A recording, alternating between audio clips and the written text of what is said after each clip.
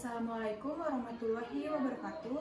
Kami dari kelompok 2 aspek hukum dalam bisnis ingin memaparkan hasil diskusi kami dengan tema pelanggaran hukum terhadap pencemaran nama baik. Sebelumnya, saya akan memperkenalkan anggota kelompok kami masing-masing.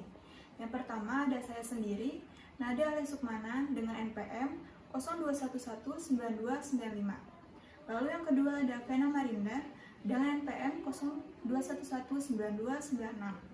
Lalu yang ketiga ada Hasna Salsabila dengan NPM 02119303. Lalu yang keempat ada Ujang Nurhidin dengan NPM 02119310.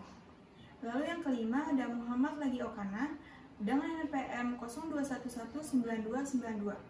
Dan yang terakhir ada Angga Putra Hermawan dengan NPM 02119308. Sebelum menuju kepada isi permasalahan, saya ingin menjelaskan terlebih dahulu apa latar belakang dari permasalahan ini.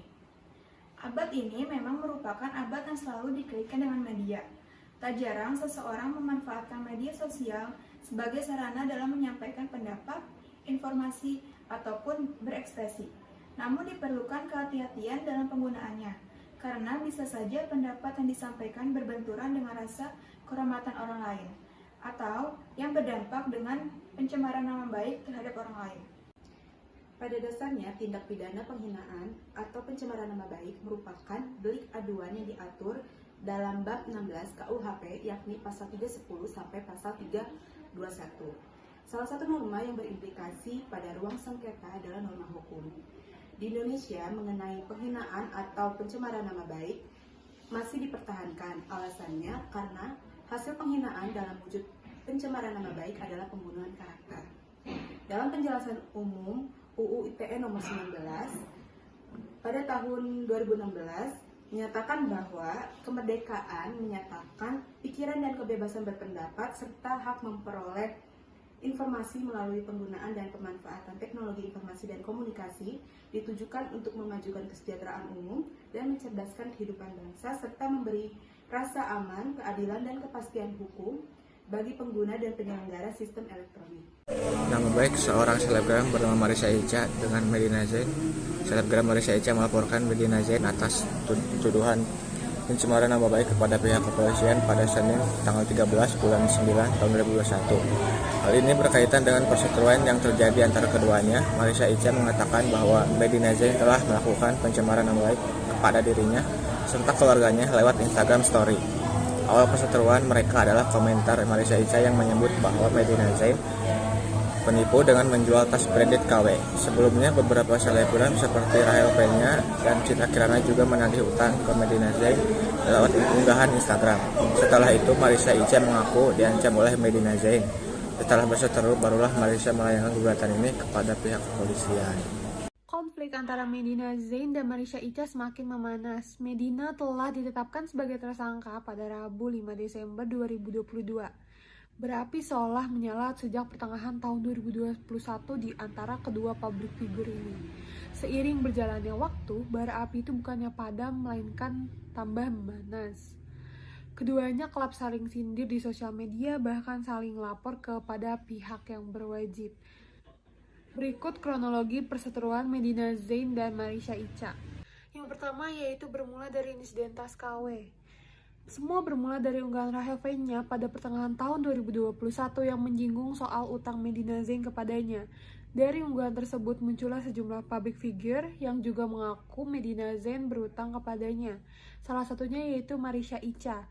Marissa Ica mengaku ia salah satu korban Medina Zain yang membeli tas branded KW. Menurut Marissa Ica, ia dan korban lainnya menunggu itikat baik dari Medina Zain, tetapi yang ditunggu rupanya tak kunjung datang. Kronologi kedua, Medina Zain somasi Marissa Ica. Alih-alih menyelesaikan masalah dengan kepala dingin, Medina Zain justru mensomasi Marissa Ica.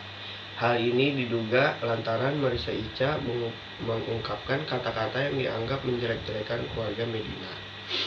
Tidak hanya itu, ia juga melaporkan Marissa Ica ke polisi, tapi laporannya tak diterima. Marisa Ica balik lapor tak terima. Marisa Ica balik melapor Medina dengan pasal 310 KUHP dan 311 KUHP dan atau pasal 27 ayat 3 Undang-Undang Republik Indonesia Nomor 19 Tahun 2016. Perubahan atas Undang-Undang RI Nomor 11 Tahun 2008 tentang ITE, Medina Zain pun ditetapkan jadi tersangka atas tuduhan pencemaran nama baik. Sebelum Medina Zain ditetapkan menjadi tersangka, keduanya telah menjalani proses mediasi, tetapi gagal. Kronologi keempat yaitu Medina Zain balik lapor.